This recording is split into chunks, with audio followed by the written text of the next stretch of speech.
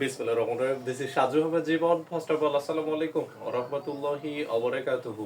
আমরা SSC and intermediate যে chemistry subject, এই কেমিস্ট্রি সাবজেক্টের হচ্ছে যে পর্যায় সারণী বা পিরিয়ডিক টেবল যে চ্যাপ্টার দেওয়া আছে, এই চ্যাপ্টারে আমরা পার্ট ভিত্তিক আলোচনা করব ইনশাআল্লাহ। ফার্স্ট পার্টে আমরা যেগুলো দিছি পর্যায় সারণীর পটভূমি, এক্ষেত্রে চারজন বিজ্ঞানী পর্যায় সারণী সংক্রান্ত কিছু বিষয় বলছে আর কি, সেই বিষয়গুলো আমরা দেখবো ইনশাআল্লাহ। ঠিক আছে, তো ফার্স্টে আমরা দেখি। তো এখানে আমরা পটভূমির ক্ষেত্রে যে একটা কিছু সাল এবং বিজ্ঞানের নাম দিয়ে রাখছি আর কি। সালের মধ্যে যেমন 1789 সালে ল্যাভয়েশি একটা কথা বলছিল, তারপর 1829 সালে ডোবে রাইডারের একটা কথা আছে, 1864 সালে নিউল্যান্ড এবং 1869 সালে মেন্ডেলিভ। নরমালি এসএসসি এসএসসি যে পর্যায় সারণী যে চ্যাপ্টার দেওয়া আছে, এই চ্যাপ্টারে পড়াশোনা ইনশাআল্লাহ এগুলো। হ্যাঁ, আচ্ছা, তো এই ক্ষেত্রে ল্যাভয়েশিয়ে 1789 সালে পর্যায় সারণী তিনি যে মৌলিক পদার্থগুলো আছে, যতগুলো পদার্থ আছে এগুলোকে তিনি নরমালি এরকম করে বলছেন যে পর্যায় সারণীর মৌলিক পদার্থগুলোকে দুই ভাগে ভাগ করা যায়। একটা হচ্ছে ধাতু আর একটা হচ্ছে যে অধাতুতে ভাগ করা যায়। ঠিক আছে, এটা হচ্ছে যে কে বলছিল? এটা বলছিল হচ্ছে ল্যাভয়েশিয়ে। তো ধাতু এবং অধাতু এটা আমরা শর্টকাটে এমনি চেনার উপায়, নরমালি ধাতু আমরা চিনবো, ধাতুর শেষে হচ্ছে যে শেষে আম থাকে। নরমালি কি থাকে? শেষে আম থাকে। আম, যেমন আমি বলতে পারি হচ্ছে লিথিয়াম, ম্যাগনেসিয়াম, অ্যালুমিনিয়াম ইত্যাদি। ঠিক আছে, শেষে আম। আরেকটা জিনিস শর্টকাটে চেনা যায়, সেটা হচ্ছে যে যখন আমরা ইলেকট্রন বিন্যাস করব বা এগুলো সর্বশেষ কক্ষপথে একটা অথবা দুইটা অথবা তিনটা এগুলা ইলেকট্রন তারা দান করতে পারে ধাতুরা। ঠিক আছে, ধাতু চেনার শর্টকাট এটা। হ্যাঁ, আবার অধাতু আমরা চিনবো কিভাবে? অধাতু চেনার একটা চমৎকার শর্টকাট আছে, সেটা হচ্ছে অধাতু চেনা যায় হচ্ছে চপস এন্ড 6 দিয়ে, CHOPS, চপস এন 6।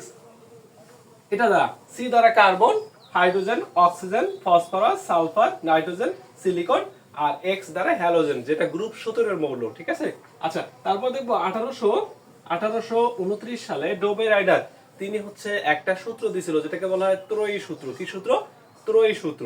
তো ত্রয়ী সূত্র স্পেশালি এরকম, সেটা হচ্ছে পর্যায় সারণী যদি আমরা হচ্ছে যে আণবিক ভর অনুযায়ী যদি আমরা সাজাই, তাহলে দেখবো আমরা হচ্ছে যে পর্যায় সারণীর দুইটা, যেগুলো তিনটা মূল যদি আমরা সাজাই, ত্রয়ী মানে তিনটা মূল যদি আমরা সাজাই, তিনটা মূলের মধ্যে দেখা যাবে, আমি এখানে তিনটা মূল দেওয়া আছে, যে বইয়ের মধ্যে দেওয়া আছে আর কি। হ্যাঁ, তিনটা মৌলের মধ্যে প্রথম এবং তৃতীয় মৌলের, আবার বলি প্রথম এবং তৃতীয় মৌল, যে একটা প্রথম মৌল নিয়েছি ক্লোরিন, ব্রোমিন, আয়োডিন, এটা প্রথম মৌল, তৃতীয় মৌল, তিনটা মৌল আমি নিয়েছি। প্রথম আর তৃতীয় মৌলের আণবিক ভরের গড়, প্রথম 35.5 যোগ তৃতীয় মৌল 127, এর আণবিক ভরের গড় মানে কি? 2 দ্বারা ভাগ। ঠিক আছে, দুইটা। তো যদি আমরা যোগ করি দেখা যাবে এটা ক্যালকুলেশন করলে হচ্ছে তোমার কত হয় এখানে, এটা ক্যালকুলেশন করলে হবে 127 মানে 80 সামথিং এরকম কিছু একটা হবে আর কি। ঠিক আছে, মানে প্রথম আর তৃতীয় মৌলের গড় দ্বিতীয় মৌলের আণবিক ভরের সমান, এটাই হচ্ছে ত্রয়ী সূত্র। ওকে, আচ্ছা, তারপর থার্ডে দেখবো আমরা নিউল্যান্ড 1829 সালে 64 সালে তিনি বলেছিল যে পর্যায় সারণীর মৌলগুলোকে যদি ভৌত ক্রমাঙ্কে সাজানো হয়, দেখা যাবে প্রথম একটা মৌলের সাথে তার পরবর্তী অষ্টম মৌলের একটা মিল দেখা যায়। এটাকে বলা হয় নিউল্যান্ড, যেটাকে অষ্টক সূত্র বলা হয় আর কি। কি সূত্র? অষ্টক সূত্র দিছিল। অষ্টক সূত্র যদি আমরা লক্ষ্য করি, যেমন আমি নিলাম হচ্ছে 1 নম্বর মৌল, 1 নম্বরটা কি? হাইড্রোজেন। মানে এরপরে যদি আমি আটটা গড়া দেই, হাইড্রোজেন, হিলিয়াম, নিওনে পড়ে যায়, ফ্লোরিনে পড়ে যায়, তার মানে কি? হাইড্রোজেন একটা গ্যাস, ফ্লোরিনও একটা গ্যাস।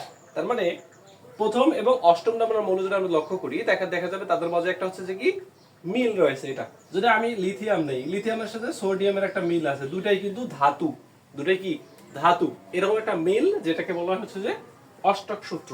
প্রথম একটা মৌলের উপরে অষ্টম নম্বর মৌল যদি আমরা লক্ষ্য করি, তাহলে দেখবো তাদের মধ্যে একটা পর্যায়ভিত্তিক একটা মিল রয়েছে, একটা ধর্মের মিল রয়েছে। তারপর 1869 সালে বিজ্ঞানী মেন্ডেলিভ তিনি একটা কথা বলছিল যে পর্যায় সারণীকে যদি আমরা হচ্ছে যে ক্রমবর্ধমান পারমাণবিক ভরের ভিত্তিতে সাজাই। কিসের ভিত্তিতে? পারমাণবিক ভরের ভিত্তিতে সাজাই, পারমাণবিক ভর, তাহলে দেখা যাবে মৌলগুলোর মধ্যে হচ্ছে একটা মিল রয়েছে আর কি। কি মিল রয়েছে? প্রত্যেকটা মৌলের মাঝে একটা করে হচ্ছে মিল, মানে পারমাণবিক ভর সাজালে ক্রমান্বয়ে মৌলগুলো আবির্ভূত হবে আর কি, একটা মিল রয়েছে। এটাই তিনি মূলত বলেছে মেন্ডেলিভ। ঠিক আছে, তো আমরা এইভাবে পার্ট 1 এটা মনে রাখবো। Thanks for watching. আসসালামু আলাইকুম।